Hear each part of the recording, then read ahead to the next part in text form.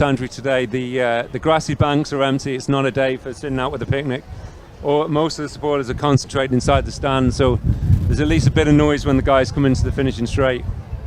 And we're waiting on official results. Any update there yet? No. So we go over to the 1500 meter start. We've got the men lined up. We've got 3 heats of 16 with 15 to make the final.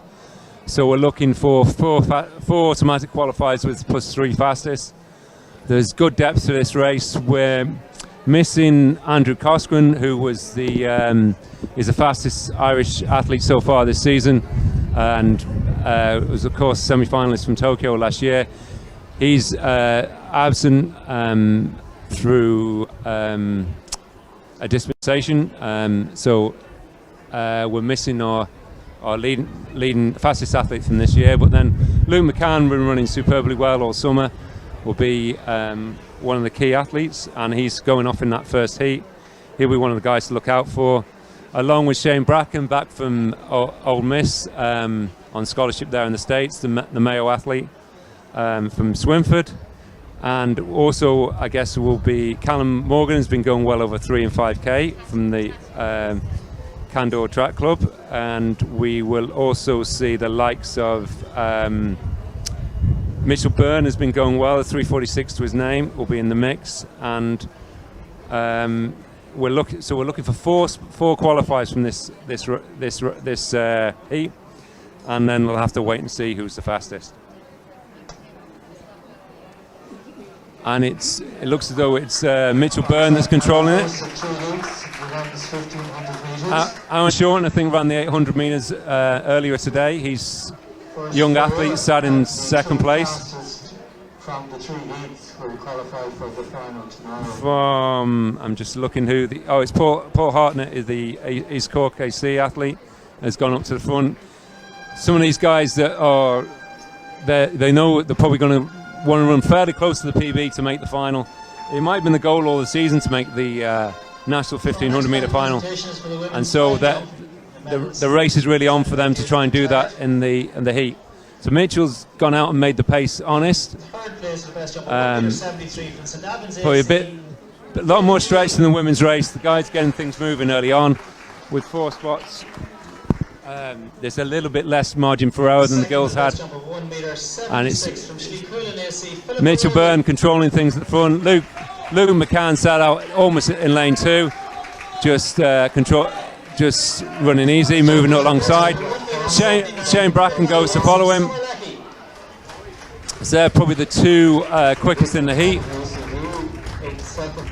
and they're going through, approaching the 800 metre mark now in just 2:04. So 62 second laps, which is it's not slow anyway compared to the women's races, much more controlled in the wind.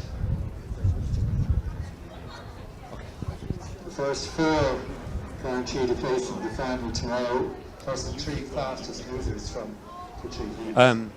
And so Luke McCann is now taking the lead. And he's got Mitchell Byrne there sat behind him. So we're looking for 4 athletes. It is Shane Bracken in 3rd, and then that's the Finn Valley athlete. Oh yes, who is Finn Valley athlete? Who is Oisin Gallen, who I think also is back from the US. I think Oisin's out on scholarship, unless I'm mistaken. Has been going well this year, and he would have been one of the athletes we'd expect to make the final too.